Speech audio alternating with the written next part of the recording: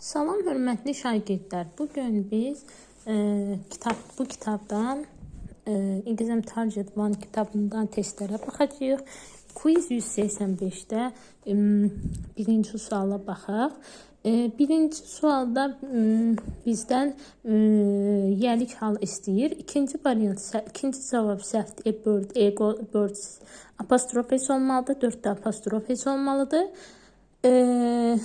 Yəni ki, today zaman məzmunlu sözlərdə today, yesterday burada apostrof s olur. Article tək isimlərlə işlənir. Bird apostrof s olmalıdır. 1, 3, 5 düzgün cavab bəndi. İkinci sualı keçid alaq. İkinci sualda birinci səhvdir nəyə görə? Çünki many women clothes olmalıdır. İkinci variant doğrudur. Üçüncü variant doğrudur.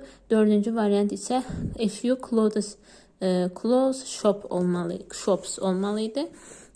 Üçüncü suala keçid alaq. Had breakfast, had dinner, had good breakfast da article olur sifət təyinici ilə işlənəndə. Lakin təyinici ilə işlənməyəndə had breakfast olur, boşluq. A, B variantı gedir. Restoran sözü boş qala bilməz. Article ilə işlənir. E variantı çıxılır. Qalır C və D variantı. The last Saturday keçən bazar olmaz. Z-si artiklesız işlənir. Düzgün cavabımız D bəndi. Dördüncü sual. Dördüncü sualda deməli deyir ki, Mr. White'ın 2 qızı var. Onların biri müəllimdir, digəri isə diş həkimidir. Yəni birindən danışıbsa artıq o birisini müəyyən edəndə azə deməliyik və one of them olmalıdır. Çünki Z-dən sonra isim gəlir, as obyekt əvəzidir. Yəni 2 nəfərdən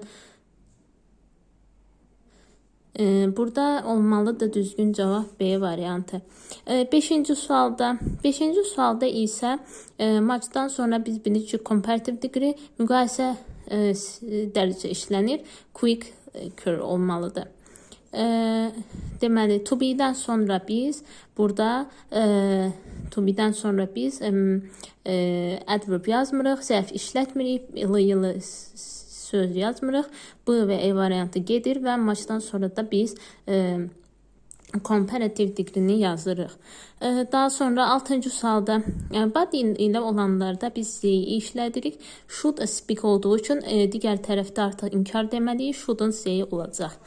7-ci sual golf oynanılır. Çox əsrlərdir ki, çox ölkələrdə oynanılır. Burada məchul növ olduğu üçün is played in few countries olacaq.